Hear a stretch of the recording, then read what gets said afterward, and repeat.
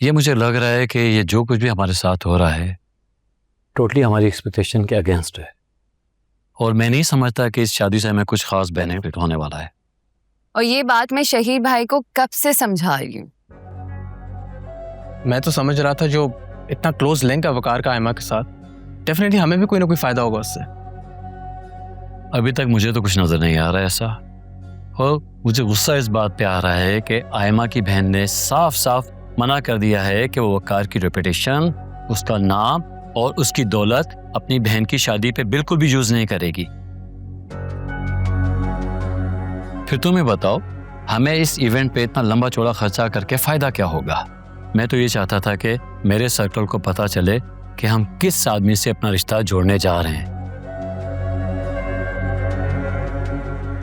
नहीं, I think आप सही कह रहे हैं। It seems all useless. क्या शादी के event? I think both. Already एक गलत फैसले की तलवार हमारे सर पे लटक रही है, और एक गलत बिजनेस फैसले की वजह से मेरा बाल बाल कर्जे में जकड़ा हुआ है। अब मैं मजीद गलत फैसले नहीं कर सकता, तो बेहतरी इसी में है कि तुम आयमा से जान छुड़ाओ और ये शादी वादी भूल जाओ।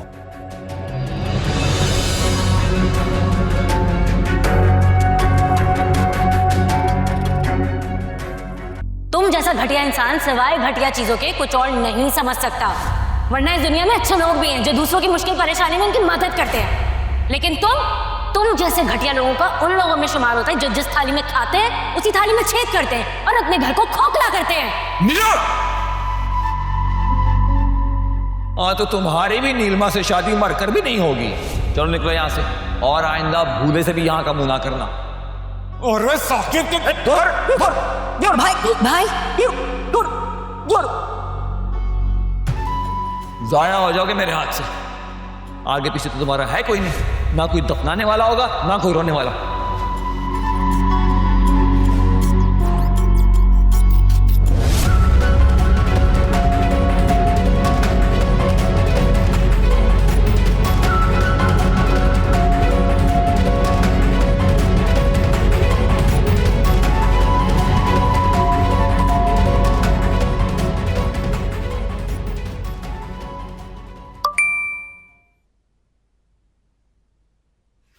जान से प्यारी दोस्त को पहली शादी की सालगिरह बहुत बहुत मुबारक हो।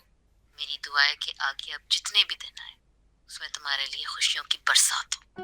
Thank you so much. I love you.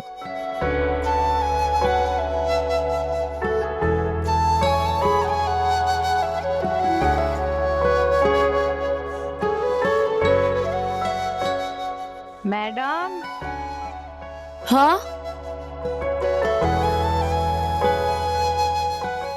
शादी की सालगिरह मुबारक।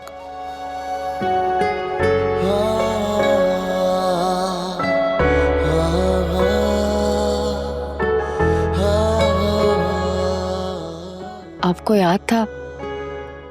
मुझे लगा भूल गए आप। इतना इम्पोर्टेंट दिन कैसे भूल सकता हूँ? फेमिना और मेरा की वजह से काफी स्ट्रेस्ड हैं आप, तो मुझे लगा ऐसे मौके पर कहाँ ये दिन याद रहेगा आपको। वक्ती उलझनों की वजह से इंसान कुछ तारीखें और दिन भूल जाता है, लेकिन जो बातें दिल से जुड़ी होती हैं वो वक्त और लम्हे कभी नहीं भुलाए जा सकते। लेकिन ना ही वो वक्त याद रखने के काबिल था, ना ही वो लम्हे। वो वक्त और लम्हे मेरे लिए बहुत हसीन है।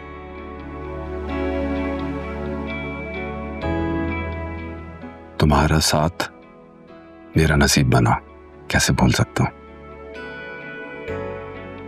खुशनसीबी तो मेरी है कि मेरी जिंदगी में आप आए। अच्छा बताओ, आज के दिन तुम्हें क्या तोहफा दूं? आपका साथ और मोहब्बत के सिवा कुछ नहीं चाहिए मुझे।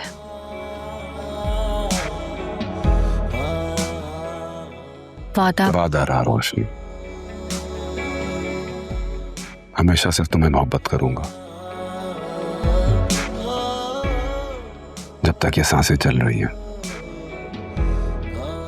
कभी तुम्हारा साथ नहीं छोड़ूंगा।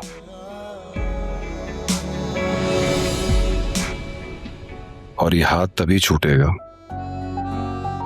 तो मेरी सांसें रुक जाएंगी। क्या हो गया आप सुबह सुबह कैसी बातें कर रहे हैं? ऐसे मत बोले।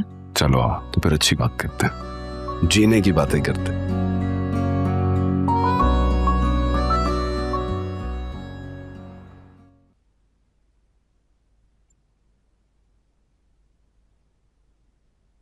मामा मेरे पापा के पास जाना है, बुलाए उन्हें। मेरा मामा है ना आपके पास?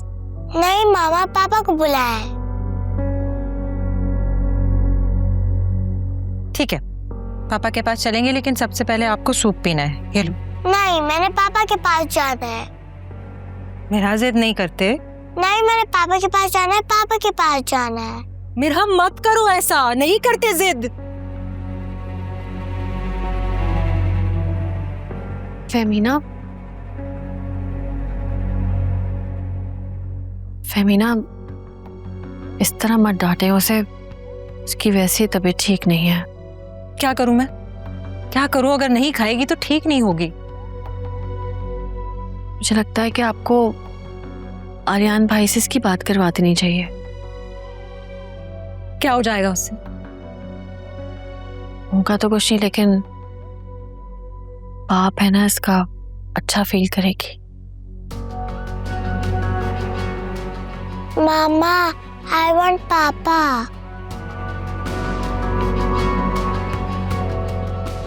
ओके, लेकिन इसके बाद सूप पीना है तुमने। मैं पिला दूं सूप? मैं पिलाऊं? मैं पिला देती। आ जाओ, पापा से बात करेगी अभी, मेरा हाथ ठीक हो जाएगी। मैंने इससे ज्यादा ड्रामेबाज औरत ना अपनी जिंदगी में नहीं देखी। ना तो इससे अपनी औलाद संभाली जा रही है और ना ही शौहर। और कैसे ढिठाई से इसने अपनी बच्ची की बीमारी का इल्जाम मेरे सर पे थोप दिया। यार तुम अपनी जुबान पे कंट्रोल करोगे जरा? आइंदा तुमने इस तरह की लैंग्वेज फेमिना के लिए इस्तेमाल की ना तो मुझसे बुरा कोई नहीं होगा एमा।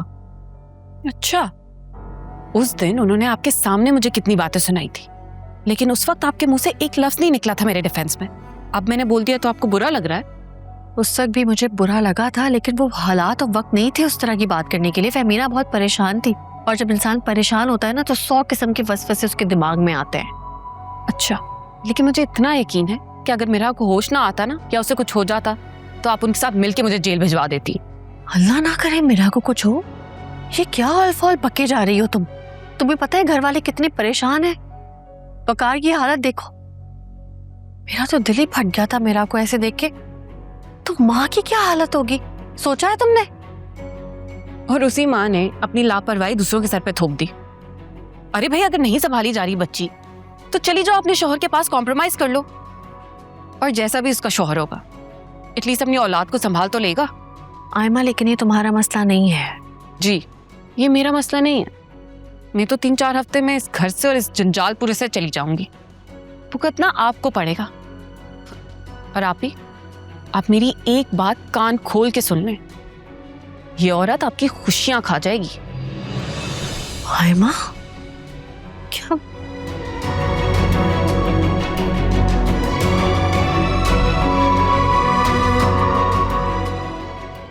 क्या बोलती रहती है ये?